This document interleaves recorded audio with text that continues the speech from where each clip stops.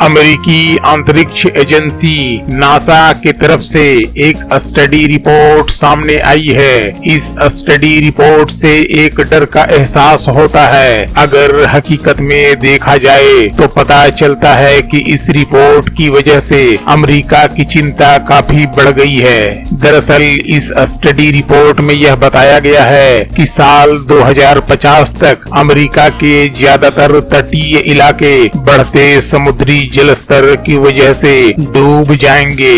Report में इस बात का खुलासा किया गया है कि नासा ने करीब 3 दशकों के सैटेलाइट डेटा का विश्लेषण करने के बाद हर बात को काफी गंभीरता से लेते हुए अपने रिपोर्ट में इस बात को शामिल किया है और फाइनली यह बात बताया है कि अमेरिका के तट करीब 1 फीट तक डूब जाएंगे।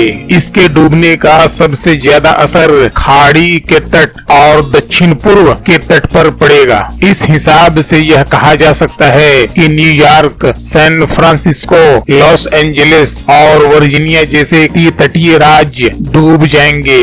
अपने रिपोर्ट में नासा ने सिर्फ तटीय इलाकों के डूबने की ही वार्निंग नहीं दी है, बल्कि रिपोर्ट में यह भी कहा गया है कि सबसे बड़ी दिक्कत उस वक्त होगी जब तूफानों की वजह से समुद्री बाढ़ आएंगे।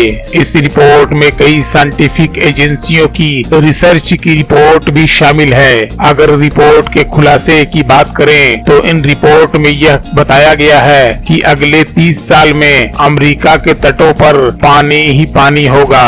रिपोर्ट में कहा गया है कि अमेरिका के पूर्वी तट पर समुद्री जल स्तर 10 से 14 इंच बढ़ेगा, खाड़ी के तट पर 14 से 18 इंच, वहीं पश्चिमी तट पर 4 से 8 इंच तक जल स्तर बढ़ेगा।